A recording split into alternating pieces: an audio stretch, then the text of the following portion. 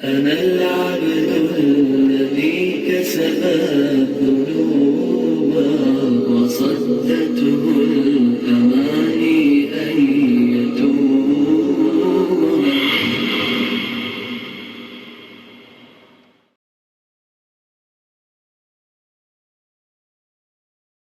ممتاز عالم دین، نامور علمی شخصیت، ہمارے حلقے کے ایک ممتاز فرد حضرت مولانا عبداللہ مغیثی صاحب دامت برکاتہم، صدر آل انڈیا ملی کونسل و محتمم جامعہ حسینیہ گلزار حسینیہ اجراڑہ سے میری درخواست ہے کہ وہ اپنے تاثرات سے ہمیں نوازیں.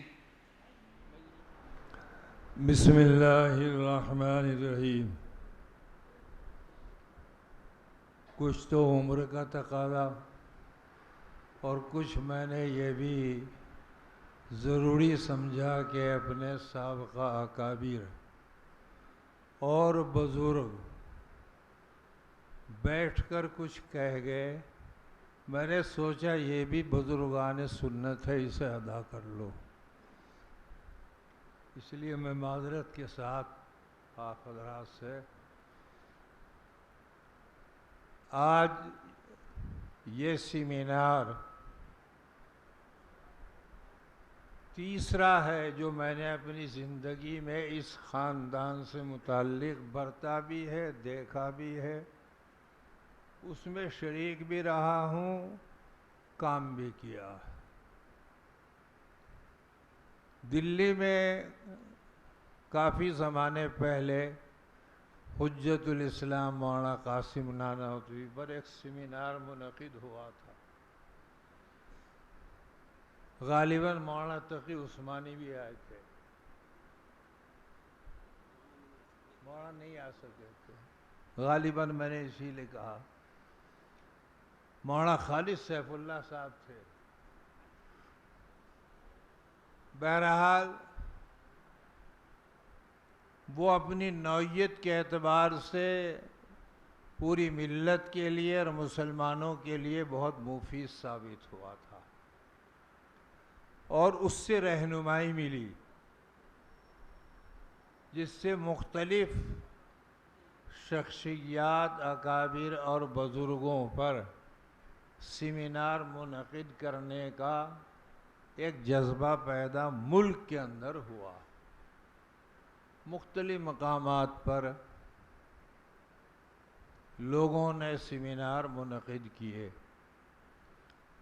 دوسرا سیمینار وہ ہے جو دیوبندی میں ہوا تھا، حکیم الاسلام حضرت مولانا قاری طیب صاحب رحمۃ اللہ علیہ پر منعقد ہوا تھا. دنیا اتنی امڈ آئی تھی کہ جیسے 100 سالہ اجلاس ہو رہا ہو. دارالعلوم کا 100 سالہ اجلاس اور حکیم الاسلام صاحب کا اجلاس، یہ عالم تھا. بیٹھنا، چلنا پھرنا بہت دشوار ہو گیا. اس میں ایک واقعہ میں آپ سے عرض کروں کہ حضرت حکیم الخطیب الاسلام حضرت مولانا محمد سالم صاحب قاسمی کو تقریر بھی کرنی تھی اور بنیادی تقریر ان کی تھی. روح رواں تھے. منتظم طرح آج مولانا شکیب صاحب ہیں، اس وقت مولانا سفیان صاحب تھے. بھرپور انہوں نے اس کی کامیابی کے لیے جد و جہد کی. جب حضرت مولانا تقریر کر چکے تو مجھے بلایا اپنے اور میرے کان میں کہا، لیکن میرا سودا ختم ہو گیا، میں اتنی لمبی تقریر کر چکا کہ اب یہ جو 180 نکاح پڑھانے ہیں یہ میرے بس کی بات نہیں ہے. میں نے کہا جی جو اصلی کام تھا وہ آپ نے کر دیا، اسے تو میں سنبھال لوں گا. تو حضرت نے خطبہ پڑھ دیا. حضرت مولانا سفیان صاحب اس کے شاہد ہیں. اور کوئی میرے خیال میں اتنی جلدی 100 کلومیٹر کی رفتار سے میں نے نکاح پڑھنے شروع کر دیے، تو میں نے اسے جلدی ہی نمٹا لیا. بات یہاں تک رہی کہ بھائی فلاں کی لڑکی فلاں کا اس کا نام ہے، تو نے قبول کری، چل ہٹ پہ جائے گا، چل ہٹ پڑے کو، چل ہٹ پڑے کو، چل ہٹ پڑے کو. پیسہ کسی ایک نے نہیں دیا، نکاح پڑھوا گئے سب کے سب. وہ سیمینار بہت عظیم الشان سیمینار تھا اور ملت کا متفق علیہ سیمینار تھا. اس کی وجہ یہ ہے کہ وہ ذات ہی متفق علیہ تھی. حضرت قاری صاحب کی خصوصیات میں، لاکھوں خصوصیات میں جو سب سے بنیادی خصوصیت اپنے آنکھوں سے میں نے دیکھی ہے اور تجربے میں دیکھی، وہ اعتدال تھا. کبھی منفی انداز پر کوئی گفتگو زندگی میں نہ تقریر میں کی، نہ تحریر میں کی، نہ درس میں کی، کبھی کی نہیں. جو گفتگو کی وہ مثبت انداز کی ہوتے. گڑھی دولت ایک گاؤں ہے کاندھلے کے قریب، مولانا کامل انتقال کر گئے. وہاں ایک خاص مرید حضرت حکیم الاسلام کے حاجی علی حسن تھے. بہت ہی پکا مرید، جیسے مہربان تھے، مہربان بھی تھے، ایک بہت پکے مرید، ہمارے میرٹھ کے رہنے والے. تو کھتولی میں حضرت تشریف لے گئے. مہربان کی عادت تھی ہنسانے کی اور ہنسنے کی. اور بزرگوں کے یہاں ایک آدمی ضرور رہا ہے اصل میں کہ جو مناسب شریعت کی روشنی میں ہنستا ہنساتا رہے. تو جب حضرت اندر تشریف لے گئے تو مہربان چیخ کے بولا، حضرت باہر آ جاؤ، باہر آ جاؤ، باہر آ جاؤ، یہ پنکھا اوپر اگر آپ کے گر جائے گا تو آپ مر جائیں گے، باہر آ جاؤ، باہر آ جاؤ. تو منہ پہ رومال لگا کے حضرت ہنستے رہے. فرمایا تو بھی آ جا اندر ہی، جب میں مروں گا تو میرے ساتھ ہی مر جائیے، تو گھبرا مت. تو ایسے اپنے بزرگوں کے ساتھ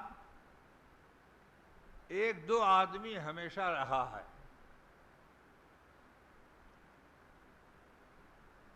مولانا شاہ عبد القادر رے پوری کے یہاں بھائی عطا الرحمان تھے، اور شیخ الاسلام مولانا سید حسین احمد مدنی نبر اللہ مرقدہ کے میں اپنی آنکھ سے دیکھا.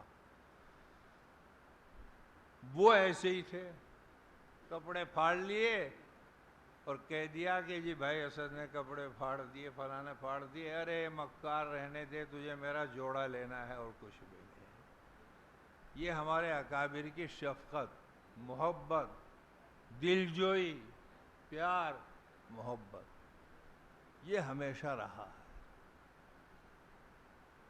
اسی طریقے پر مولانا حضرت سالم صاحب رحمۃ اللہ علیہ کے پاس میں یہ شاہد ہے دیوانہ،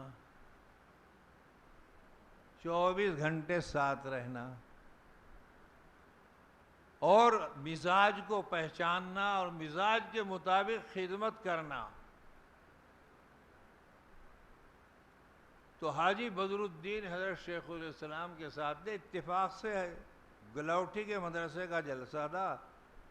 گھر سے جو نکلے نامعلوم کسی بات پر کچھ موڈ سا خراب ہو گیا حضرت شیخ الاسلام کا. ہو ہی جا گھر میں معمولی باتوں پہ. تو فرمایا چلو بھائی چلو جلسے میں. حاجی بدر الدین بھی بیٹھ گئے. جب سربٹ گیٹ مظفر نگر پہ پہنچے تو حاجی بدر الدین نے کہا، حاجی اہلیہ نے وہ حلوہ تیار کر رکھا ہے، اسے تو 2 چمچے لے لو. لیکن نہیں لیں گے، جا چلو آگے. موڈ خراب تھا. آگے مسجد اکبر پہ پہنچے کھتولی. وہاں وہ کھتولی والے جو حاجی جی تھے، حضرت کی گاڑی 2 منٹ رکتی تھی اور پلیٹ میں وہ بریانی وہیں سے شروع ہوئی ہے، مظفر نگر کی بریانی. اس کی تاریخی بھی مسجد اکبر سے ہے. وہ لے کے بھاگتا تھا، 1-2 چمچہ اس میں کھایا اور چھوڑ دیا. تو وہ لایا حاجی بدر الدین کے سامنے. حضرت نے بولا ہم نہیں کھائیں گے، چلو آگے. موڈ خراب. حاجی عبدالعزیز کے یہاں پہنچے میرٹھ کے اندر. لسی میرٹھ کی مشہور ہے, گھنٹہ گھر کی, تو گلاس تیار رکھے تھے. ہم نہیں پیویں گے. جو موڈ خراب کرنا جانتا ہے وہ موڈ صحیح کرنا بھی جانتا ہے. خادم کا کام ہی ہے اور بیوی کا کام ہے. تو حاجی بدرالدین نے ڈرائیور سے کہا, او ڈرائیور میرا تھیلا نکال, ڈگی میں سے لا جلدی. تھیلا نکلوایا اور 2 قدم چلے. حضرت مدنی رحمۃ اللہ علیہ نے فرمایا, کہاں جا رہے حاجی جی؟ لیکن اپنی ایسی تیسی میں جا رہا ہوں. کہاں جاتا؟ دیوبند میں بھوکے مار دیے, مظفر نگر میں بھوکے مارے, اب یہاں اکبر مسجد میں بھوکے مارے, یہاں لسی پینے کو تیار نہیں ہے, تو آپ نہ گلوٹھی میں روٹی کھانے دے, میں تو شولی قریب ہے یہاں جا رہا ہوں. حضرت ایک دم ہنس پڑے اور ہنس کے فرمایا, او حاجی لسی پی لو, کوئی بات نہیں. یہ واقعہ حضرت خطیب الاسلام کے ساتھ بھی ایک مرتبہ پیش آیا. میں ساتھ تھا. ایک سرور پور گاؤں ہے, اس میں جلسہ ہو رہا تھا. حضرت کو تقریر کرنی تھی. حضرت بار بار کہہ رہے تھے کہ مجھے جلدی جانا ہے اور تم میری تقریر کرا دو, لیکن وہ محتم صاحب اور دوسرے ذمہ دار تقریر نہیں کرا رہے تھے. تو موڈ حضرت کا خراب ہو گیا, لے کے بیٹھ اور اسٹیج سے نیچے اتر گئے. خطیب الاسلام حضرت مولانا محمد سالم صاحب نور اللہ مرقدہ, وہ بھاگے چاروں طرف سے, کسی کے بس کی بات نہیں تھی. میں گیا قریب اور میں نے جا کر کہا, حضرت آپ تقریر کہاں کریں گے؟ آپ تو دعا کرا دیجئے نا 2 جملوں کے اندر, اس کے بعد بھوک مجھے بھی تو لگ رہی ہے. لیکن چلیے ٹھیک ہے, وہ جا کے دعا کرا کے چلے گئے. تو موڈ بنانا اور بگاڑنا آسان کام ہے. سیمینار کا بھی ایک موڈ ہوتا ہے.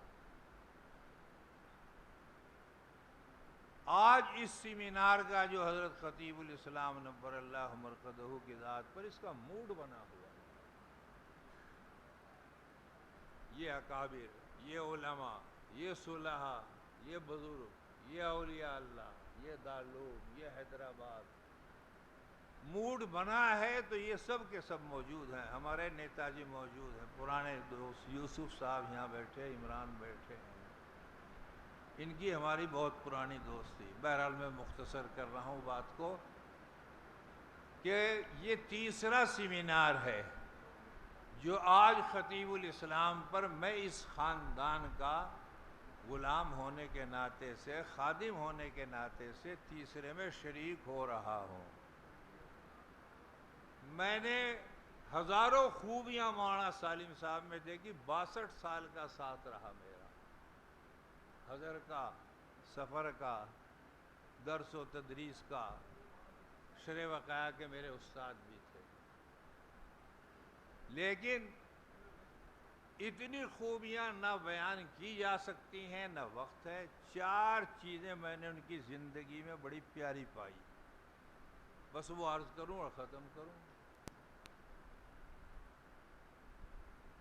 علوم و معارف میں عبور اور درس و تدریس میں نور, اور علم و واعظ کے اندر سرور, اور زندگی کے اندر اعتدال اور صبور. یہ 4 خوبیاں ایسی ہیں. اور مسلک دیوبند بھی تقریباً 4 ہی چیزوں سے مرتب ہوتا ہے. یتلو علیہم آیاتہ وَيُعَلِّمُهُمُ الْكِتَابَ وَالْحِکْمَةَ وَيُزَکِّیہم. دیوبند کے اکابر کی سب سے بنیادی خصوصیت یہ رہی ہے کہ 4 کو وہ عمل کیا, اور الحمدللہ آج تک عمل ہو رہا ہے, اور خدا چاہے قیامت تک یہ عمل باقی رہے گا. تیسرے سیمینار کا میں نے کوئی وعدہ نہیں کرتا ہوں, امید یہی کرتا ہوں کہ مولانا سفیان صاحب میرے سیمینار میں شریک ہوں گے. میں نے کوئی ملک الموت سے مصالحت نہیں ابھی کری ہے, انشاءاللہ. تو حضرت مولانا سالم صاحب نبر اللہ مرقدہ کی خوبیاں بہت ہیں، لیکن میں نے یہ 4 چیزیں آپ سے بتائی ہیں، اور اللہ تعالی مولانا سفیان صاحب قاسمی کو، مولانا احمد خضر صاحب کا عمر کو آپ بنائے تو نعم البدل نہیں بن سکتا، بدل ہے۔ خواجہ معین الدین اجمیری کا بدل کوئی ہو نہیں سکتا ہے، بدل موجود ہے۔ خطیب الاسلام نبر اللہ مرقدہ کا بدل مولانا سفیان صاحب قاسمی موجود ہیں، اور یہ اللہ کا فضل ہے، اللہ کا کرم ہے نسبت قاسمی پر کہ ایک جناب علی تیار ہوتا ہے، تیسرا تیار جناب علی بیٹھا بیٹھا ہو جاتا۔ مولانا شکیل صاحب کو اللہ عمر میں برکت عطا فرمائے، ان کے درجات کو بلند عطا فرمائے۔ جس دن سے آ کر بیٹھے 4 چاند لگا دیے پوری دنیا کے اندر حجت الاسلام اور دارالعلوم وقف دیوبند کی جناب علی خدمات سے انہوں نے پوری دنیا کو روشناس کرایا، اور ایک عظمت اور ایک دلوں کے اندر محبت اور پیار اور انسانیت کی شمع جلا دی۔ وآخر دعوانا الحمدللہ۔